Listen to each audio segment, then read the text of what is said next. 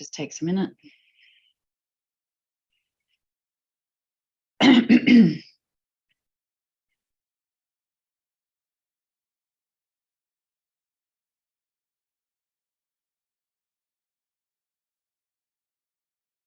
Has a delay? Yeah. How long? Like 30 seconds, I think. Okay, and starting the webinar. Okay.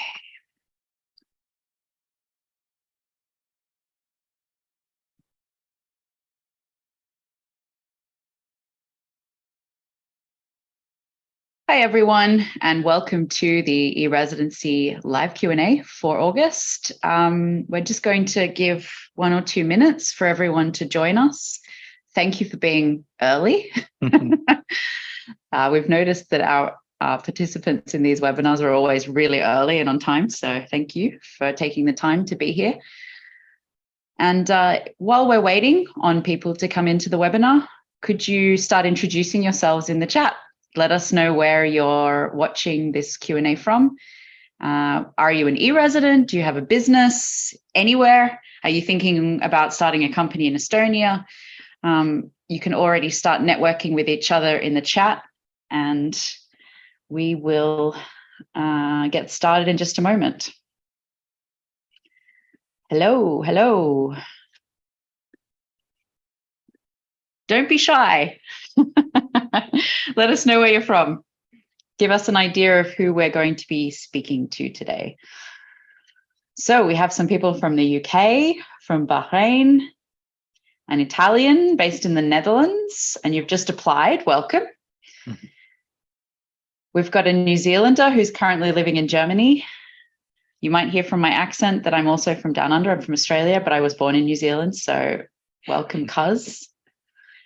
And we have some South Africans and some Turkish people and Iranians. So welcome, everyone. And you can continue networking in the chat. If you already have questions and throughout the webinar, please ask your questions in the QA tab. I can see that someone's already putting their comments in there, but that's for questions. And the chat is for networking and general talking to your other participants and colleagues. So I think with that, it's 1 minute past, so let's get started. So I will share my screen first of all.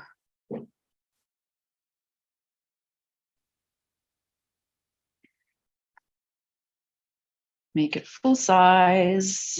And once again, welcome you all to the monthly Q&A with the e-Residency team this August. So my name's Hannah Brown. I'm head of content at e-Residency. And today I've got my colleague Sergey with me. Hello. Sergey is from the business development team here at e-Residency. And we also have a special guest from Silva Hunt with us. Hello, I'm Dagne. And today we're going to be talking about e-Residency, how to become an e-resident, how to apply, where you can pick up your card, all of these kinds of things. And then in the second part of the webinar, we'll be talking about starting a company in Estonia and business banking. And lastly, we'll be giving an overview of taxes and what you might need to think about with a cross-border business as well. We'll be taking questions sort of between each section just to make the Q&A more interactive. So as I already said, start putting your questions in the Q&A tab and we will answer them throughout the webinar. So I think this is where I can hand over to Dagne to give a little introduction about Silva Hunt. Yeah, sure. Thank you, Hannah, for having me here today. I'm Dagne, doing sales at Silva Hunt. And just a little introduction about what we do. So we're one of the service providers on the marketplace. And what we do is we help e-residents with more demanding needs to serve them with not only accounting, the legal address and contact person service, but also we help with licensing, setting up complex holding structures, setting up your e-commerce businesses or even crypto businesses. So this is what we deal with. And we also offer international tax advising. So if you're not sure right now whether you should set up a company in Estonia, tax-wise, does it bring you more problems than solutions? Then we are actually offering that. So feel free to get in touch with us regarding the international tax consultation. And last note, I would like to mention that Silva Hunt organizes mastermind events twice a year for our clients. So exclusively, our clients get together, share their ideas about their current business issues, and do some matchmaking, help each other and network. So we're all about networking. And if that's something that you feel connected to, then feel free to get in touch. Yeah. And I'm here to answer the questions today. So let's get started. Thanks, Dagne. And just before we go, I just wanted to let everyone know that I had promised an e-resident on this webinar, and he's just texted me and let me know that he's a bit late. He's been in a bit of a mess, so he should join us soon. And Federico is Italian. He lives in just outside of Milan, and he's the co-founder of Emerald Foundry. So he will be joining us soon. So don't get a shock when you see another person pop up. And he actually was at one of the Silva Hunt masterminds, yes, I think last week. So he can share his experience when he's here as well. Absolutely. Okay, so let's get started with the formal part of the webinar. So firstly, part one, what is e-residency?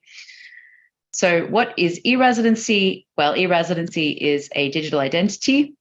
It provides access to e-residents to Estonian e-services, and also allows you to make secure digital signatures.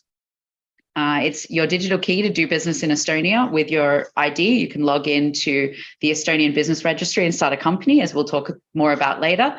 And you can run all your business as well online with that ID. And also, e-residency is a global community. So we're at over 100,000 e-residents already who've created over 26,000 companies in the nearly 10 years that e-residency has been a program of the Estonian government. It's also important to know what e-residency is not. And here are a few things that it's not. Firstly, it's not a travel document, so you can't travel to Estonia with the e-residency ID. It doesn't give any citizenship, visa, or residence permit rights, and no fast track to those either. It's not a tax residency, and we will talk about this more in the tax section of the webinar. It also doesn't guarantee you a business bank account. That is something that the banks themselves and the fintechs make decisions on who they take on as clients themselves. And it doesn't give you a personal bank account in Estonia. So who can apply to be an e-resident? So e-residency is granted to individuals. This is a bit confusing, I think, because we are all about business. So people think that the business is granted e-residency. It's actually granted like any kind of visa or personal documentation, passport or anything like this. It is granted to you individually. You need to have a substantial interest in using Estonian e-services or starting a company in Estonia. And of course, it's not open for Estonian citizens or residents. We here in Estonia have our own versions of very similar versions of the ID card that e-residents get. There are restrictions on new applications from Russian or Belarusian citizens, just important to know. And throughout this webinar, I've included some pictures of real e-residents. So this is Navina. She's Serbian American. She spends sort of time between the two countries, and she's founded a recruitment platform called Recruit. And she absolutely loves the fact that she can tap into the secure EU environment for her business and run her company location independently while she travels quite a lot.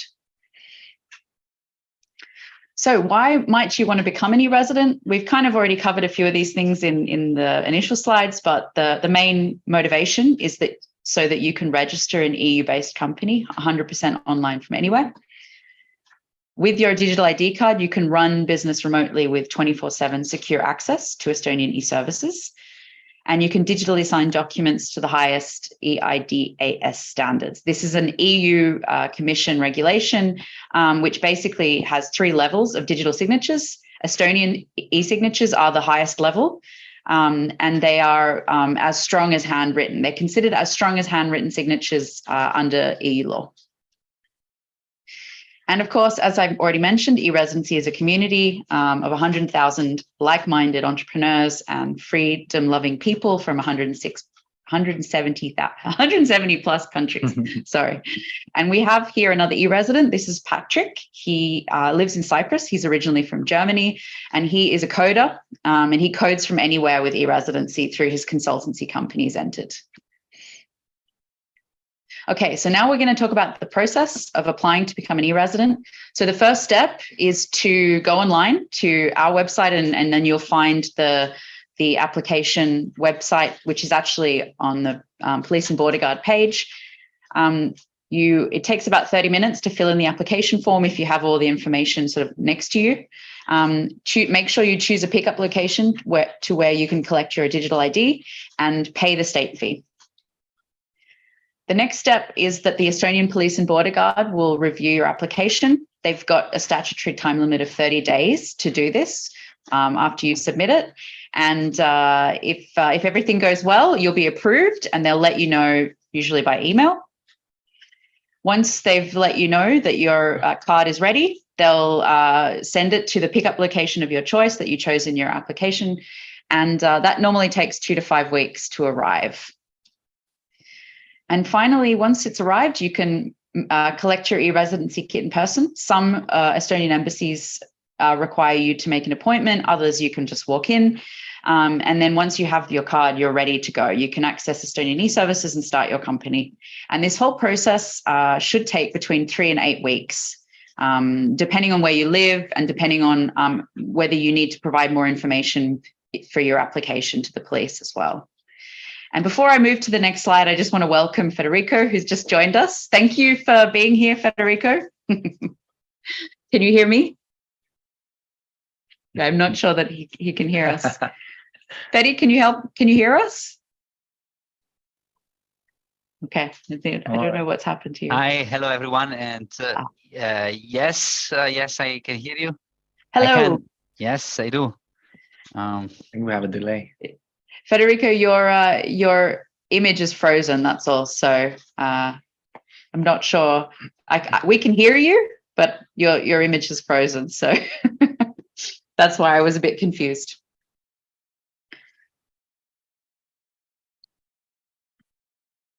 Okay, so I'll continue, and hopefully Federico can sort out his audio and visual in the meantime, because it would be great for him to introduce himself and let everyone know why he became an e-resident and a bit about his company. So I mentioned a few times that you will need to collect your digital ID. On this map is where all the ID...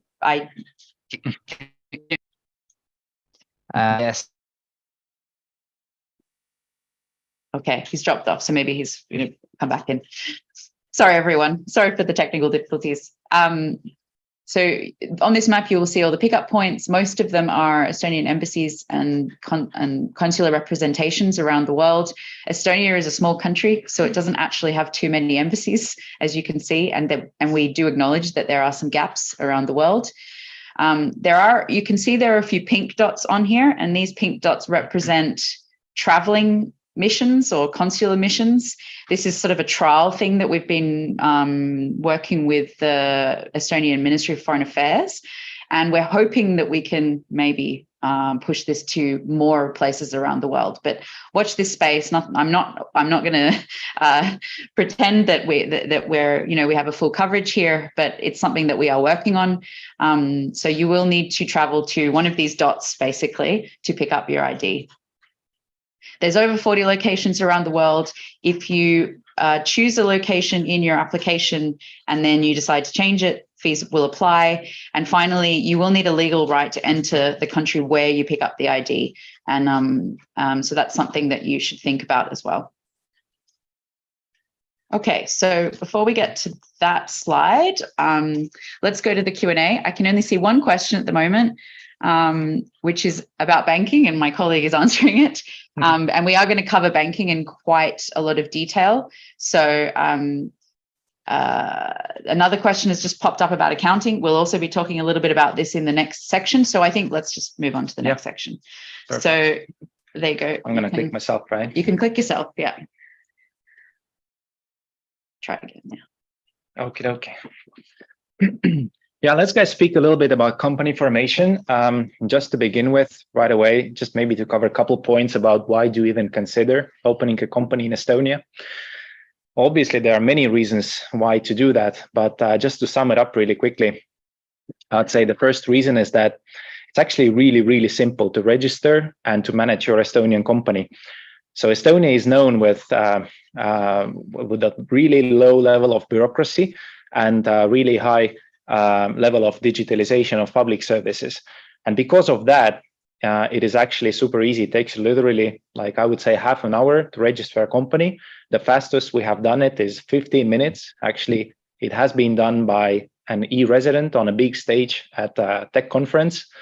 And we're looking to break that record again next year, maybe. But it's fairly fast and fairly simple. And then when it comes to managing your company, you can literally, through the e-residence, you can get access to all of the public services, and you can manage your company fully remotely as well. Another good reason is that it's actually pretty safe and secure to own a company in Estonia. Now, Estonia is a part of the EU and also part of NATO, if you didn't know. Estonia is known for its transparency of business jurisdiction or business environment, and therefore the trust from other countries in the world is pretty high towards Estonian companies. The other point I would say is that having a company in Estonia opens you a lot of opportunities. Such as, the very first and basic is that Estonian company is a European Union company. So especially for those of you who are living outside of the European Union, it's a good gateway to connect with partners from the European Union, customers in the European Union. This whole communication is much easier when you have actually a company inside the EU. Okay, but not only that, I mean, as a company owner in Estonia, you're eligible for different Estonian governmental programs and grants that are out there for the companies that are available for you, but also the European Union programs that are out there. And probably worth mentioning that Estonian startup ecosystem is one of the most successful in the world. Do your research if you haven't heard about it. But by having Estonian company, you're eligible also for all of these acceleration and incubation programs in Estonia and the European Union, but also I guess you can get connected with VCs, local VCs. I'm not sure if you guys knew or not, but a lot of VC funds in the European Union are funded by, I think it's the European Investment Fund or something. So basically their rule is that they can only allocate as much capital into, so basically that means is that they are only allowed to invest the majority of money that they have into the companies, into the startups that are registered in the European Union, right? So I would say that that's a huge advantage for you, and there's definitely a lot of opportunities that come with this. And the last but not least, there is a huge global network of entrepreneurs in this whole e-residency bubble. We do a lot of community events around the world. We do a lot of gatherings and meetings, and Federico is one of the community leaders as well for e-residency. So we try to keep this very interactive, and we always like when entrepreneurs connect with each other. Find partners, find customers, find help, and it's just awesome. And you can become part of it as well. Federico has his hand up. Yeah, Federico, go ahead. Yeah, I would like to add a fifth point, if possible, here, which is actually the attitude of the Estonian people themselves. It is very open, very curious, very entrepreneurial, and very also honest in giving feedback, very constructive. So this is at least my experience with Estonians, and definitely the people that you would like to involve in your business, I would say. So the whole ecosystem is really, really strong, and the people is really helpful with this. That's right. That's why you come to visit so often, right? Exactly. Exactly. Awesome. But moving on, I'll walk you through the process of the registration of a company really quickly. So once you get the notification that your e-Residency card is ready for a pickup, you set up a time when you can go and pick it up. You go on spot. You have to be physically present there by yourself because you have to give fingerprints to pick it up. And once your card is issued to you, it takes approximately 24 hours to get it activated from our side. And once the card is activated, you're pretty much ready to go and register your company. But one step in between there, what you need to figure out for yourself is to choose an appropriate or suitable business service provider who will offer you a package of different services that may help you run your company, starting from registration all the way up to running. There is not a lot of services that are mandatory that you have to use, but there is one service which is called the contact person service that you definitely need to sign up for. And I'll talk a little bit more about it in the next slide. But once you have picked up a suitable service provider, then you can go to the e-business register and you can register your company. You can do it either by yourself. It's not that complicated, but for a small fee, your service provider can also do it for you and assist you with this whole process. Once the company is registered, you need to make sure that the activity that you're in does not require any specific licenses, and it typically doesn't. So I guess if you're trying to provide financial services, then you might need a license. If you're in a food production or something like that, then you might need a license. And here and there are specific rules, but what I've learned is that the majority of businesses, or like the most of the activities that e-resident companies produce is either consulting services or IT software development, or they work with social media, or they have their marketplaces, e-commerce, right? I mean, those activities, they don't require any licenses, so it should be pretty simple. But I mean, you can always run it through your service provider, and they'll probably be able to tell you as well.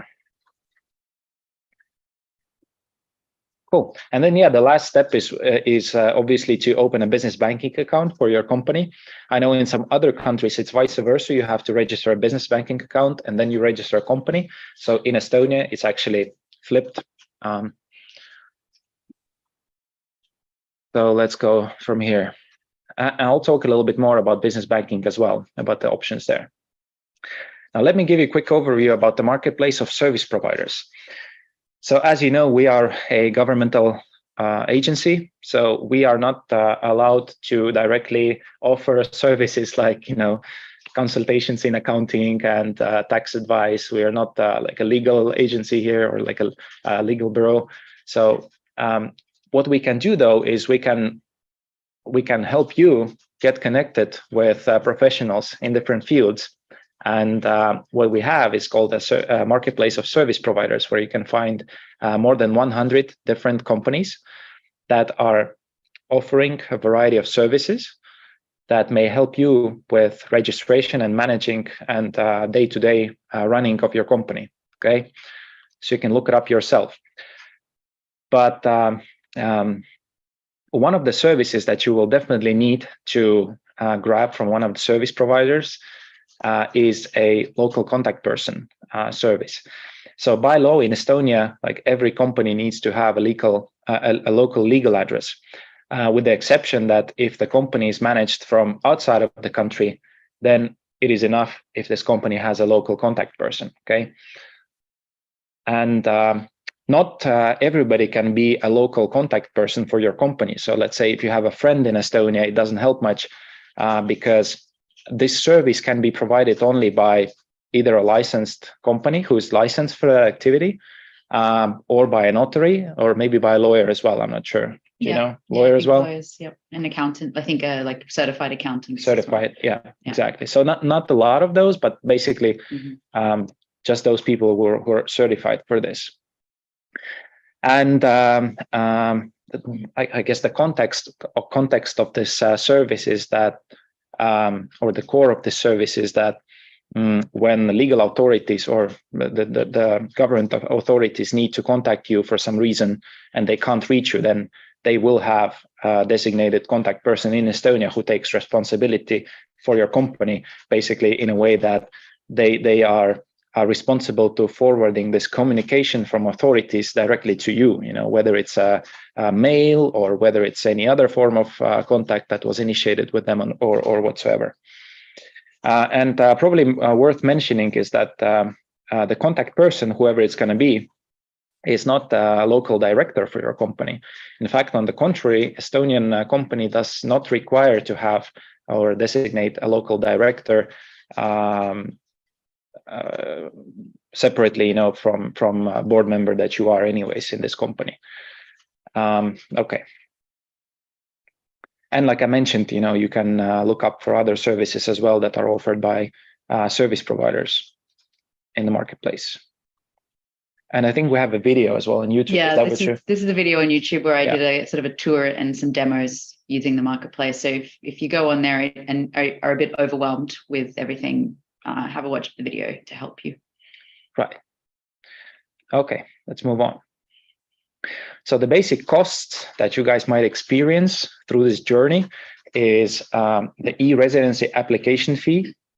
So I think 100 is when you come to Estonia to pick it up from the local pickup locations, and 120 is when we send it to one of the pickup points outside Estonia. Then there is a state fee to register a company, a private limited company. The local contact person can cost you somewhere between 200 and 400. It can also be a little bit more expensive, but it can also be a little cheaper if you take it in a package deal from one of the service providers. And you can also pay it, by the way, not like annually, but monthly. So I guess you should look for specific deals from service providers. And the accounting as well. I mean, it can be separate service that you can buy from one of the service providers, but it can also be included in the package. Okay, so it always makes sense probably to look for those package deals. But it can get as cheap as 50 euros per month if you're just a starting company and you don't have a lot of invoices. And then it can grow, obviously, up as your company becomes more active and has more invoices coming in and out, and so forth. And then some other travel costs, especially maybe like with opening a banking account as well, right? Or some travel costs to pick up the e-Residency kit. So the total for the first year, if you want to do everything by yourself, then it can be somewhere between 500 and 600 euros. If you want to do it with the help of a service provider, something like grab a package deal and something that includes accounting as well, then it can be a little bit more than 1,000 euros. I guess it varies as well, depending on the service provider you pick. So the OÜ is basically a private limited company, and OÜ is the most popular business form in Estonia. Don't even look at anything else. I'm pretty sure that in the 99.9% of time you need OÜ. All right. That's exactly the one that half of the people in our office have as well on the side for their side hustles and so forth. Like every taxi driver in Estonia has OÜ, So I mean, this is the thing to go with. It's suitable for either one shareholder company, or for 10 or for 20 or for 100, right? So there is no limit, but at least one, obviously. The minimum share capital contribution is just €1. And the company is basically limited, or it limits the shareholders' liability. So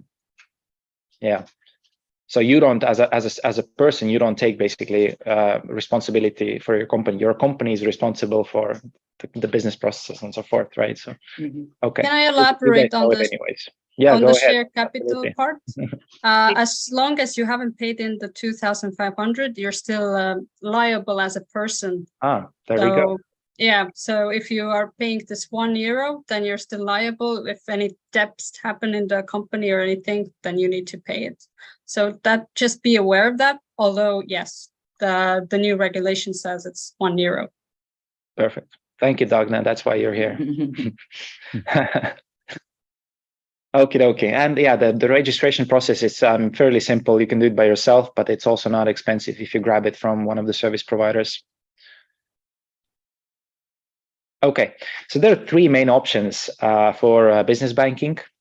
The one that we typically suggest to e-residents is to look into the solutions offered by fintechs. The reason we suggest it is because, well, first of all, there is a huge variety of different fintechs that you can go to and ask for the service. The specific or the service that they offer is basically exactly the same as if you were to go to a traditional bank. They will open you a multi-currency banking account with IBAN. They'll give you the debit card as well. You can do you can issue invoices and you can transfer the money between different countries and so on whatsoever. I mean, it's exactly the same as a traditional bank account, except for it will be probably much cheaper for you to open an account with a fintech, and also, I mean, probably on the other side, what's maybe not that good is that they don't provide business loans, and I don't think they can also open you an account for like trading, stocks and whatever. But otherwise, yeah, that's probably fast, cheap, and easy, and you can do it fully online. Okay. The second option probably would be to ask from your home bank if they are willing to open a banking account for your Estonian company.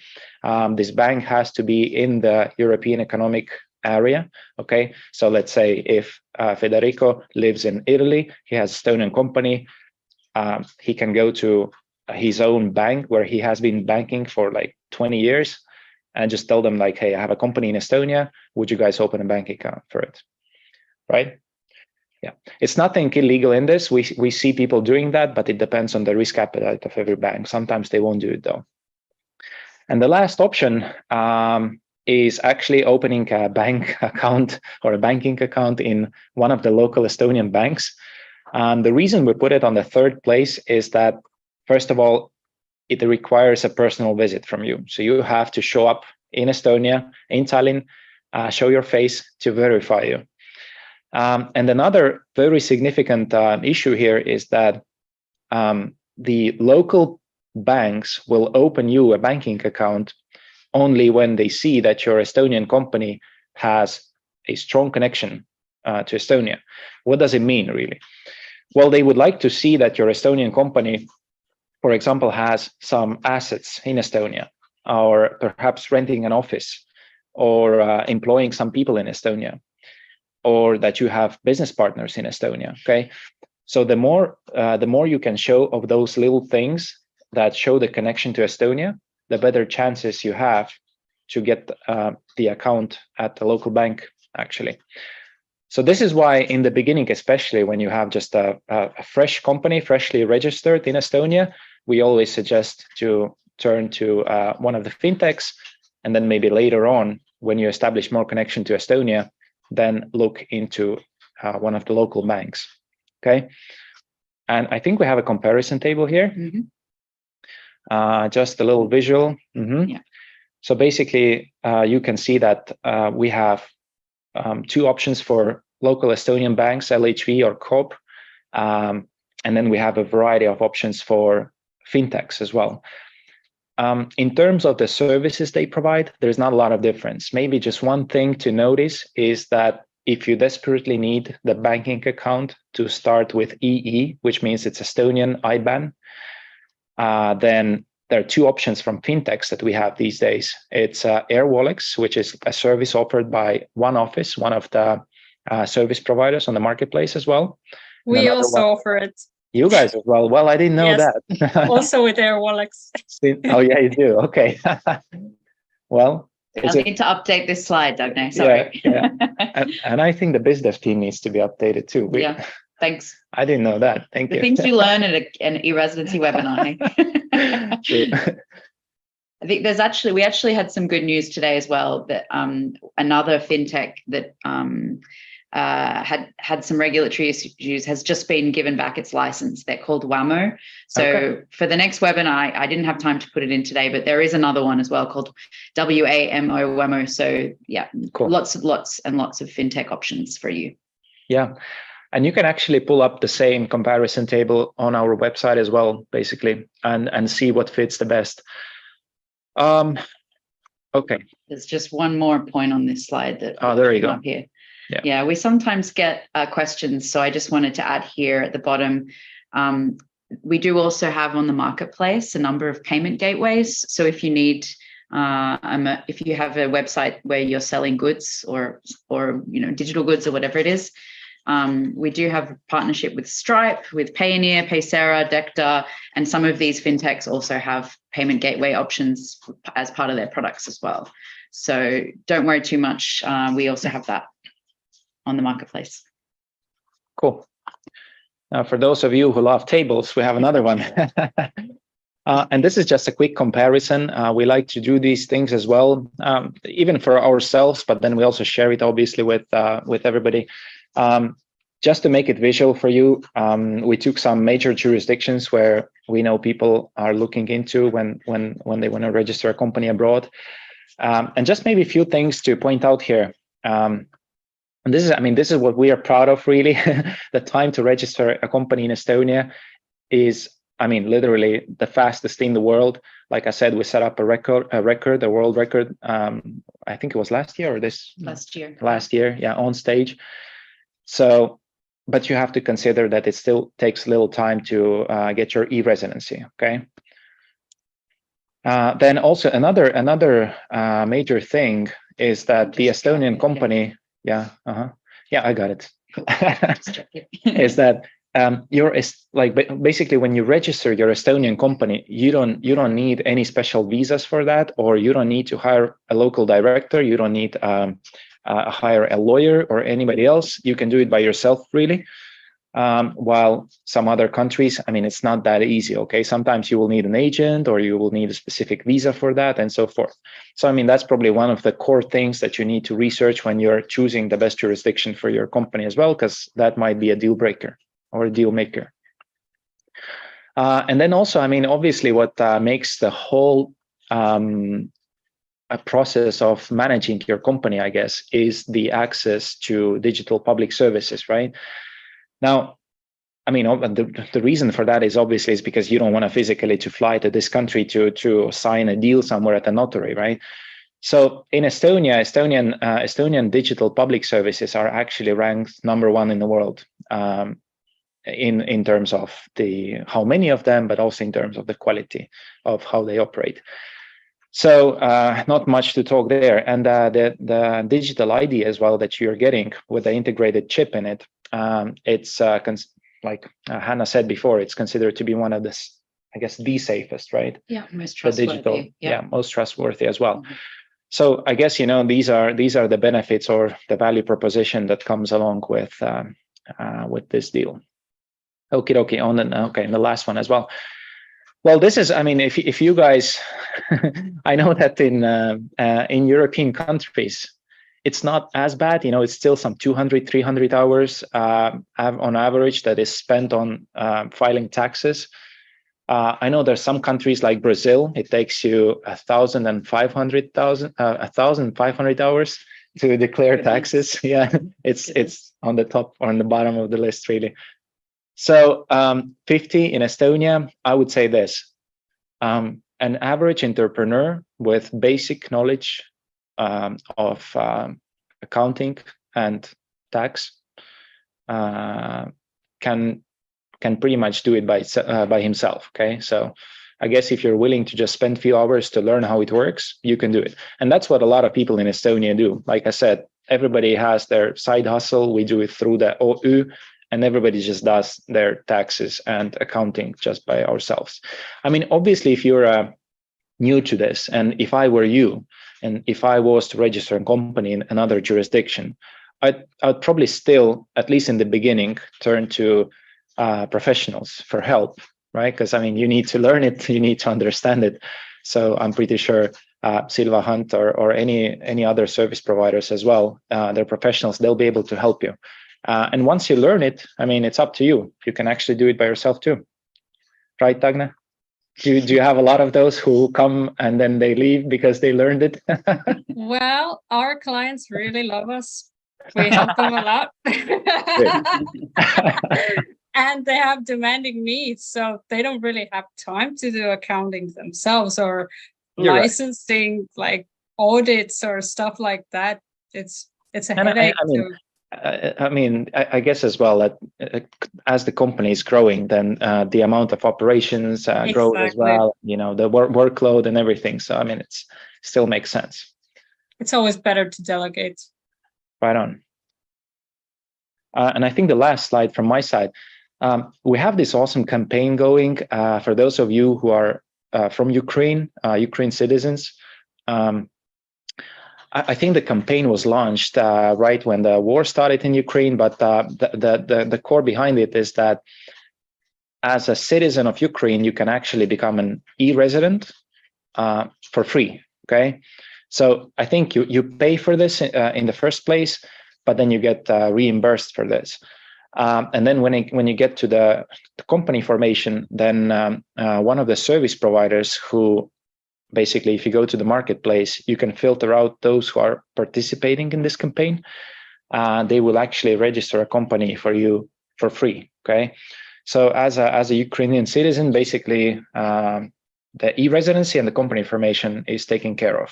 Okay, and it's ongoing. It's until the end of this year. Then we have to decide again if we extend it or not. I mean, we do it year by year, but right now it's active. So take advantage of it. Thanks, Sergey. You're welcome.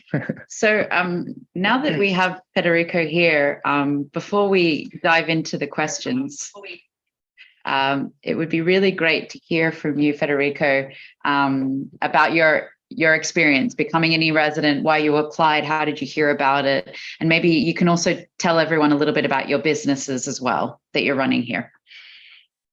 Yeah, hi. Thank you, Hannah, and thank you, everyone. Yes, so basically, I heard about the residency by chance, looking on the internet. So it was not really, I was not really looking for it. It was just after it was actually launched, so in 2014, sort of. So it was the very beginning, and at that time I did not really have a purpose for e-residency, but I love the concept and the freedom that this tool is actually allowing to people everywhere in the world to be able to access the awesome services of the Estonian state, the infrastructure, the legal and technical infrastructure of that. About a year later, I created the first company in Estonia. So I applied for a residency. I got it. It was very smooth. And I created the first company, which still is actually a holding company. So what I'm using it for, together with other friends of mine, is to use it as a holding for alternative investments in either companies or on the stock market, for example. So there's you can do basically everything with it. The cool thing is that since it's tax resident in Estonia, that means that all the profits are can be reinvested without having to pay tax. This is the main thing of the Estonian taxation. So that's the first business, let's say, how it started. Just a little, I can tell also a little bit of the story here around banking, because at that time, you had to have a physical bank account in Estonia. So I went to Estonia and applied for a bank account in one of the local banks. It was successful. I managed to, as I said, prove enough connection to the company, because actually most of my partners were anyway Estonians, so that was relatively easy to do. Things might have changed over time. I don't know if now banks are more risk adverse, let's say, but yeah, that's another point. So this is a little bit the first story, but this first step actually allowed me to get in touch with the e-residency community. So a lot of other e-residents and a lot of other entrepreneurs that are part of this, let's say, big family, so sort of entrepreneurs that have chosen Estonia as their business home.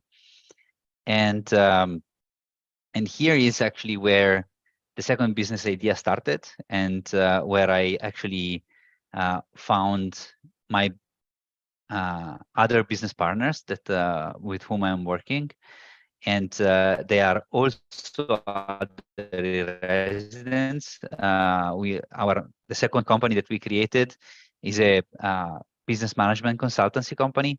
So we help other entrepreneurs, startups to SMEs basically, with their entrepreneurial journey, and we started fully remotely by creating a company in Estonia. I'm located in Italy. Another partner of mine is located in Hungary, and the third one is in South Korea. So we are definitely remote by design, I would say, and Estonia is the perfect home for us. It's making everything super easy to work with. And yes, so this is, I think, the critical thing is that there is a lot of support that you can get from the state, from other institutions in Estonia, and from the community itself. Anna mentioned, Anna, I don't remember if it was Anna or Sergei mentioned before that I am also one of the e-residency spokespersons, an envoy actually, and because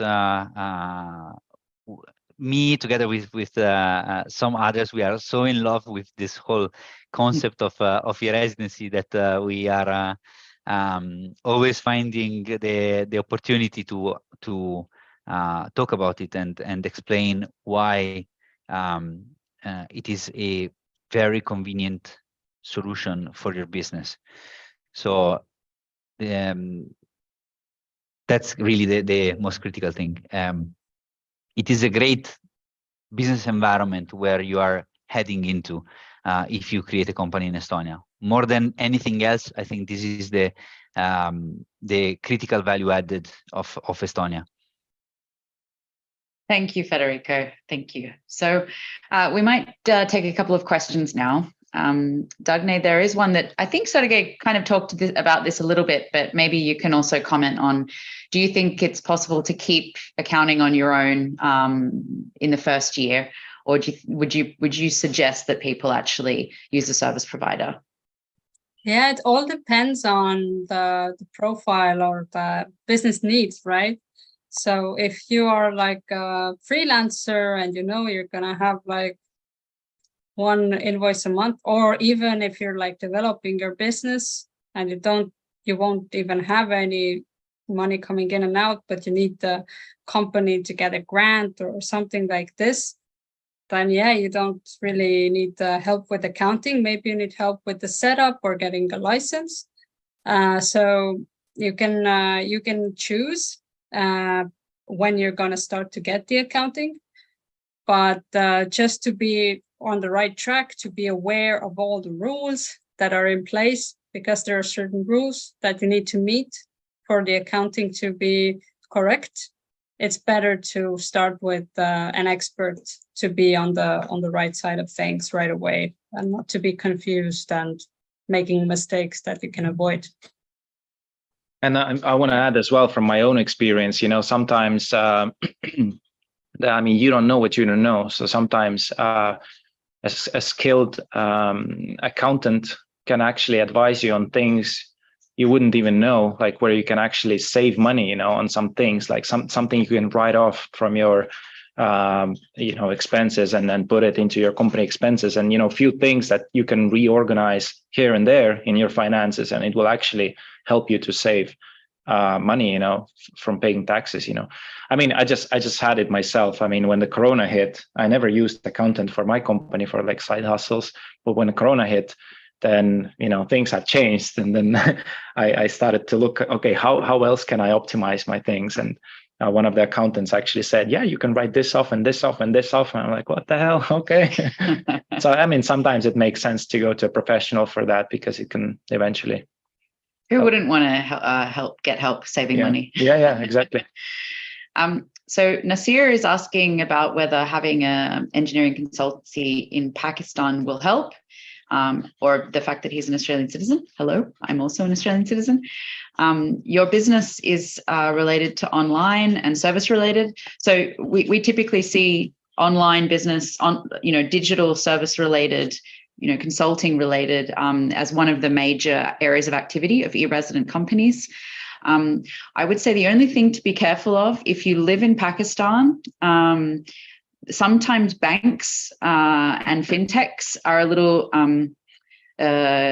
risk averse with people living in certain countries and doing business in certain countries. So check first of all that you can get access to bank accounts, particularly those that we've covered already, the fintechs and the Estonian banks and other banks in European Economic Area, before you go ahead, because we have heard that there have been some challenges, I would say, from people in Pakistan to get the bank account. So make sure that you can do that. I think as an Australian citizen, that might make things easier for you. But yeah, a business in services, digital services and online is the perfect sweet spot for an e-residency company. Okay. And someone's asking, Yuri is asking about payment gateways. So I'm not exactly sure what your question is asking, but it is legal for you to use payment gateways as an e-resident and with your Estonian company. As we mentioned in the business banking section, there are a few payment gateways on the marketplace. For example, Stripe is probably the most well-known, but there are others like Payoneer, Dekta, which is a Latvian payment gateway, and they can also do bespoke merchant things for your website. And yeah, so unless you want to know more details, I think hopefully that answers your question. Okay, and I can see that there are quite a lot of tax questions already coming. So the third part of this webinar is about taxes. So I think maybe it's a good time to get stuck into taxes. And this is where you all get a little bit of a view into my weird tax brain. Okay, so on this slide, I'm just going to cover the main taxes to be aware of as an e-resident, as someone who is planning to have a company across borders in a different country. The first one is personal taxes. So where you will declare personal taxes will not change because of e-residency. As we mentioned at the beginning, e-residency is not a tax residency. It doesn't affect your tax residency. So if you live in one country, in country X, you will continue to declare your personal taxes in that country. The second type of taxes to be aware of are your corporate taxes, your company taxes. So I will go into a little bit more detail in the next slide on this, but generally speaking, you will declare company taxes where the company is a tax resident and or has a permanent establishment or is considered effectively managed. So there might be multiple countries, but don't worry, we'll cover what to do about this in the next slide. The third type of taxes to be aware of are social taxes, payroll, social contributions. In some countries, these are known as superannuation or pensions or employment taxes. So if your Estonian company has employees, and this could include you giving yourself a salary, for example, as an employee of your company, you will continue to declare those types of taxes in the country where the employee is located or registered. In some countries, you may need to actually be proactive and register these employees in that country so that so that your company is operating within the employment laws of that country. And then the fourth type of taxes to be aware of are sales taxes. In Europe, these are known as value-added taxes, or VAT. In some countries, they're known as goods and services taxes, or GST. So in Europe, they're generally speaking, you will declare them if you're selling goods or services to consumers, direct to consumers, you will declare them where the consumers are located. But the European Union has been trying to streamline VAT over the last several years, and they've introduced a couple of schemes known as the one-stop shop and import one-stop shop schemes to try and make things a bit easier, because otherwise companies have to register for VAT in almost every European country. So as long as you're not selling like very expensive goods, you can probably take this general rule as something to follow, which is that if you're an online seller of goods or services, you can usually declare your VAT in the EU country in which your company is VAT registered. And in Estonia, that means you can do it all online through the Estonian tax, the online tax portal. Okay, so I said I'd cover company taxes in a bit more detail, because this is definitely where people get a bit confused. The first thing to notice is that Estonian companies are automatically registered as tax residents when they are established. And that's done by the Estonian Tax and Customs Board, which is the regulatory agency here in Estonia for taxes. A couple of buts, though. So the first one is, if your company is also considered a tax resident or its activities create a permanent establishment in another country, it may also have tax liabilities there. So that's the first but. And the second but is, as we already said, e-residency is not a tax residency. So e-residency won't exempt your company from dual tax residency or foreign tax liabilities. So what do you do?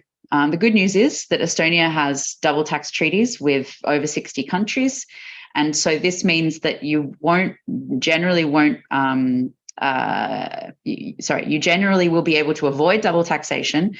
For example, the Estonian tax authority might say, well, yes, actually, your company should be paying taxes in that country, so we will exempt your dividends from having to pay tax here in Estonia. This is quite complex, and it depends on many, many factors. So, for example, you should definitely talk to a tax advisor, but you should also think about where your employees are located in your company, where the board members are located and where they make decisions, where its assets are located, where most of your clients and contracts are located as well. All of these factors are really important things to understand international taxation. That said, we will talk a little bit about the Estonian tax legislation and the fact that it is the most competitive tax code in the world. There is very little tax regulation here and very relatively low rates compared to a lot of places around the world. It is a bit of a different system. So in many countries, as soon as you get profits in your company, as soon as you earn money in your company, you have to already start paying taxes. That's not the case in Estonia. In Estonia, there is no annual corporate income tax. Instead, if you reinvest your profits into your company, you don't pay tax.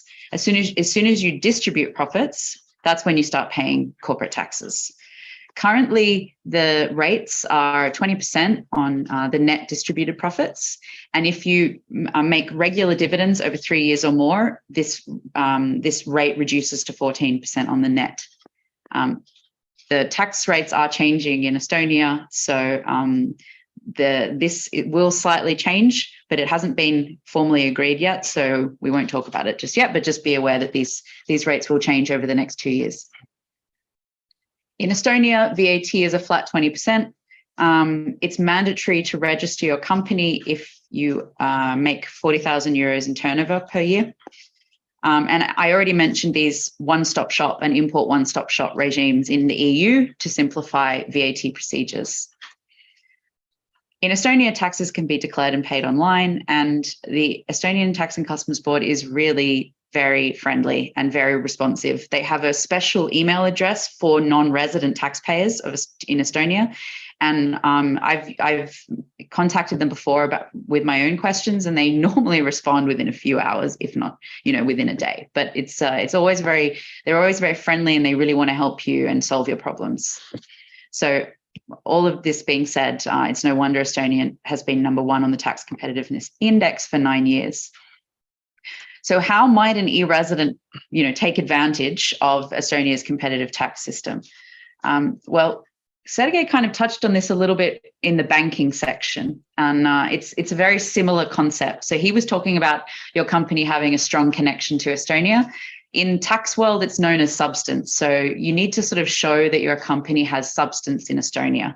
And I've listed on this this slide a few ways that you might be able to do this. So the first is rent an office. So rent a space, have some kind of real estate here in Estonia. And then the best way to fill that office is to hire employees. So you will find really great talent and very skilled coders and commercial operators here in Estonia. So that could be one way to get substance. Another is holding board meetings in Estonia and traveling here quite often. I think this is how Federico operates. I know that he's here almost every 2-3 months. So that's another way to show that your company really does have substance here. And registering assets and intellectual property in Estonia could be another way that you prove this. I know that there was a question about digital nomadism in the comments, so I'll just cover that now a little bit as well. Digital nomads can find it a little bit easier to pay corporate taxes for their company in Estonia, because many of them don't necessarily have like a tax residency that is long enough for their company to create a permanent establishment. So we do typically see a lot of digital nomads, just paying their corporate taxes in Estonia because it's just the most effective and easiest way to do it. And then another option, actually, which we're starting to see many e-residents relocate and actually move to Estonia to live. And in the photo on this slide, in the middle is Chris Shirley. He's a British e-resident turned resident of Estonia. He's been living here now. I think he originally came on the digital nomad visa, and I think he's seems to be staying longer and longer every year. Mm-hmm. And he has a business called House of Hiatus, which is an Estonian company as well. We do have more information on all of this kind of topic on our website. I've put the link here. So if that's something that you're interested in learning more about, how to take advantage of the Estonian tax system, and which can also help you get your business bank account with one of the Estonian banks, take a look on our website for that. Federico or Dagne, did you have anything to add to this kind of topic? Well, I think, yeah. Yeah, please, Dagne. Go ahead. Just a side note that the substance in Estonia question can be a little bit tricky if, this founder has many businesses in different countries and has like a more complex setup and wants to do some mergers and stuff like that. So it's always great to get the international tax consultation, not only from local tax advisors, but also to get the bigger picture. So that's what we can provide, and that's what's super useful. And we have seen that people have made clearer decisions thanks to that. Yeah. I can only subscribe, by the way, to what Dagne just said. So taxation might get a little bit complex, especially when you already have other businesses, other activities.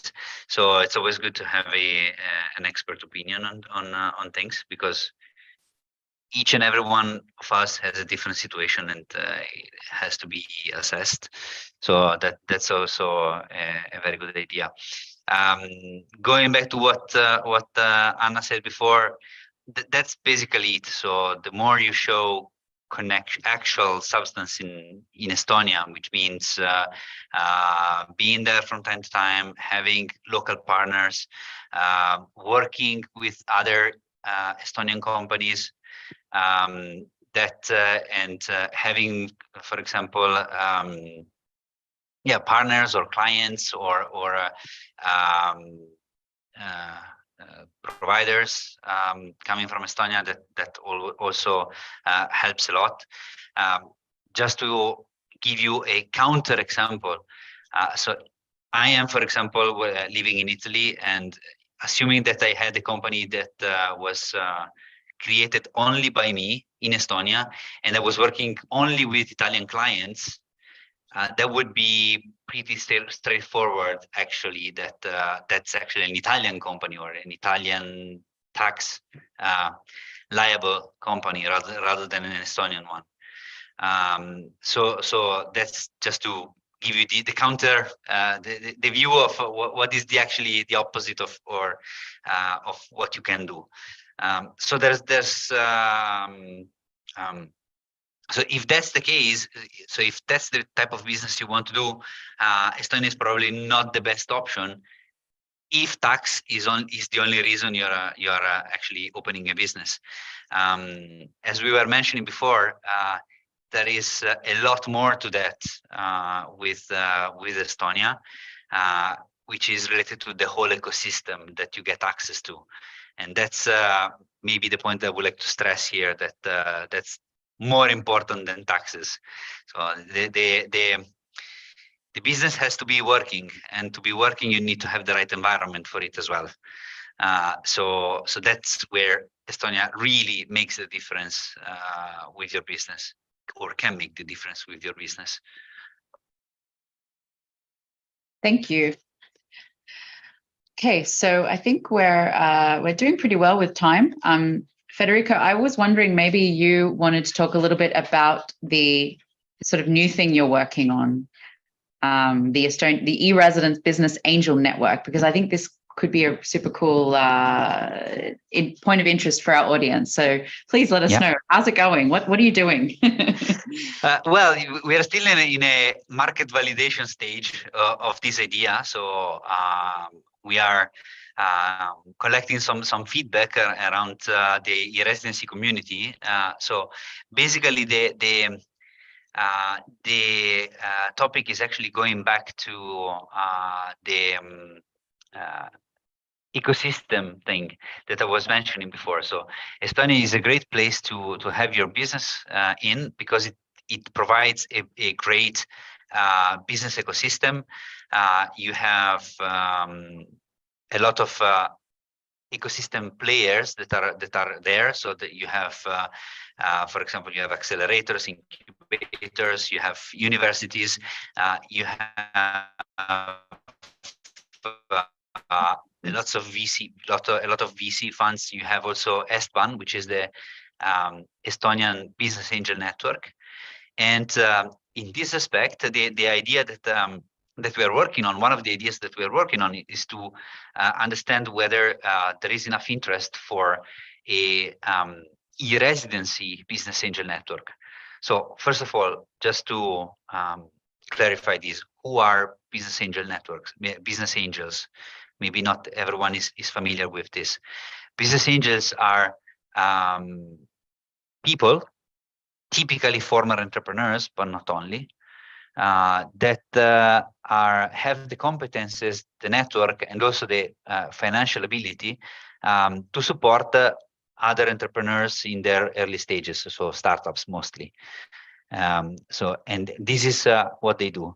They join together in networks, typically, evaluate proposals from startups, from companies, from other entrepreneurs, and provide support. As I said, both in terms of capital, but also in terms of competences and in terms of network. Actually, these last two things are, I would say, even as relevant as capital, or if not more. So the topic that we are working on here is, and where we are getting feedback, is to understand whether there is enough of these entrepreneurs in the residency community that would be interested in helping other entrepreneurs, basically, both, as I said, financially, but also with contacts and with collaboration opportunities eventually. And how can people, if they are interested, how can they contact you? Well, there's you can find me on LinkedIn. That's probably the easiest thing to do. I can also post my email here if you wish. And if you want to go a more direct way, we also have open a survey, which is online. And if this is something that is interesting for you and you want to provide a feedback, I will post the link in the chat as well. Also, this one, you can directly go to this survey. It's really 3 minutes time, and it just gives us an idea whether there is enough interest for this or not. Dagne, did I see your hand up? Yes, I just wanted to quickly mention that Federico is one of our clients, and Yes. with Emerald Foundry, we are doing a partnership, and we are actually helping them set up a fund. So this is the kind of thing that we can help you with.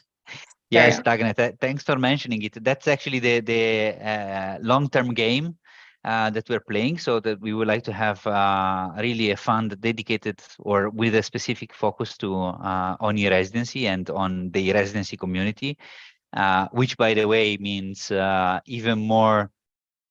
Once it will be there, it will be even more reasons to be part of this community, and we are getting there. And the first step actually to get in there is through creating a business angel network. So that's the idea. Very cool. Thank you very much, Federico. So I think we're winding down now. And so I just wanted to thank everyone for joining us and just let you know a few final things. So tomorrow you'll get an email from e-Residency's Zoom account with a link to our website. And from there, you'll be able to download the slides from today. You can also find a recording of this webinar if you were a bit late and want to watch it, or if you want to watch it again on our YouTube channel as well. We may edit, just sort of crop it a little bit. So maybe give it 24 hours before you go and find that tomorrow. And also you'll be getting a link to a survey to give your feedback. And we always appreciate feedback, and we do act on it each month. We also have a subreddit, which my colleague Katrina, who has actually been answering a lot of your questions in writing today. Thank you very much, Katrina. And also thank you, Alex, as well. I know he's also there as well. Katrina is moderating our subreddit. It's probably not moderating. I'm probably using the wrong language, but moderating our subreddit. So that's actually a great place for you to go and ask questions. There are a lot of e-residents answering questions there as well. So you can get answers to those. And we also have a Facebook group called e-Residents of Estonia, where there are a lot of e-residents and service providers. So that's another great place to ask questions. Or if you also want to go direct to the source, you can contact our support at this email address here. And finally, if you're ready to apply for e-residency, I've put the link here. I know that there are already many e-residents in this webinar anyway, but if you haven't yet applied and you're convinced, there's the link. So a big thank you to Dagne. Did you have any final thoughts? Are there any things coming up for Silva Hunt in future that you want to let everyone know about?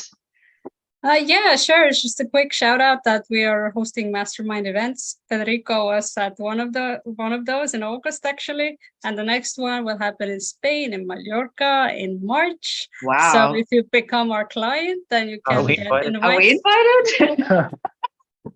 Maybe we can think about that. we could do the broadcast the March live Q&A from Mallorca, from the beach, maybe. Yeah, and of course, I want to stress that this international tax advising is a really, really useful product, a really useful thing to leverage. So get in touch about that for sure. If you need any help, we can help you. Thank you, Dagne. And also thank you to your colleague, Kadri, who I know has also been helping with the chat as well. So, and Federico, any final thoughts from you? Thank you so much for joining. I'm sorry that it was all a bit of a chaotic mess in the end, but glad that you eventually joined. Yeah, no, actually, I am sorry for that. I really had some technical issues that it was really hard to solve. No and also at problem. the beginning, the network was not so great. Hopefully it went fine at the end. So from my point of view, what I really want to stress is that e-Residency is a tool. It started as a tool somehow, but it's turned into a community, really a community of people, and a great place to do business with. Business is always done by people with people, regardless of all the technicalities. So Estonia is actually a great place where you can bring your business because you can for sure, or really for sure, find people that can help you one way or another. And entrepreneurship is not a journey that you should do alone. So please reach out to your network. And what I can say is that really the residency network is a really powerful one you want to be in. Thank you, Federico. And thank you, Sergey. My pleasure.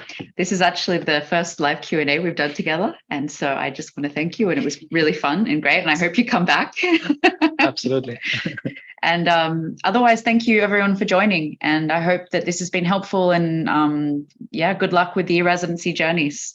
So goodbye now and have a great rest of the day.